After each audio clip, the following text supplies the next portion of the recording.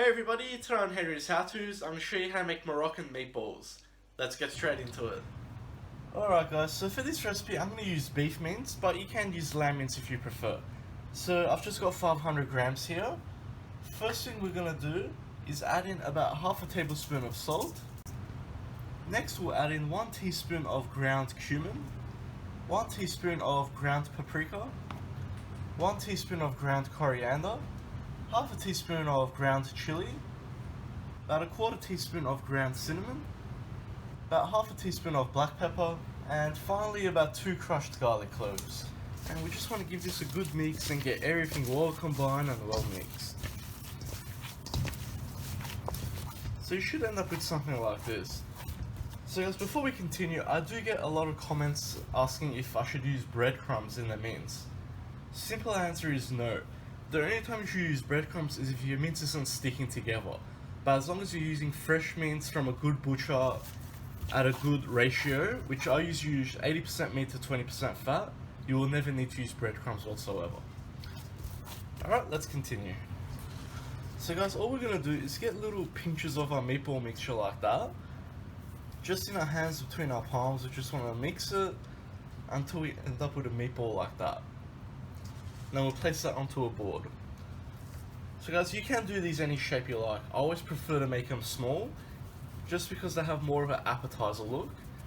When you make them too big, sometimes they do look like they're processed. And we really want that rustic home style look. So if you do like them bigger, go ahead, nothing wrong with it. It's going to taste the same in the end. So just continue making your meatballs for now. Alright, so we should have something that looks like that, so let's get cooking now. So guys, just into a pot on a medium heat, I've added about 3 tablespoons of oil.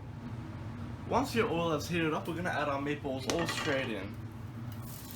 Now just add them in carefully, we don't want them to squash each other. Make sure they're all nice and separate.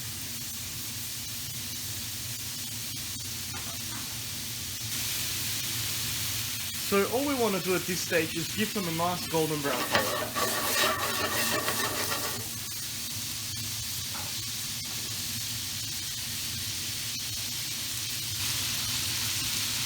So guys, once your meatballs have seared and they're nice and brown, I'm going to add in 1 chopped up tomato. I've just chopped this myself, but you can use canned ones.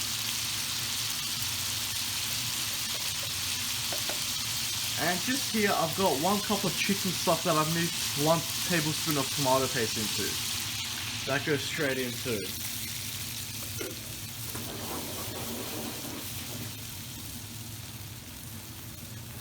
Now we just want to let this simmer on high heat for around 10 minutes until we have a nice thick sauce and all our meatballs have cooked all the way through.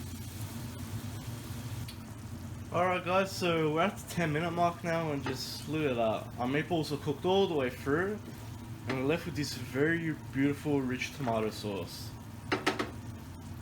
Now in case you're wondering, I didn't season the sauce because we've seasoned the meatballs. All that flavor will come out into the sauce. So let's turn our heat off and let's serve. Alright guys, and there we have it. Now for sides, you could serve this with rice, salad, even maybe fries. I prefer meatballs on their own because, to be honest, they're a complete meal to me.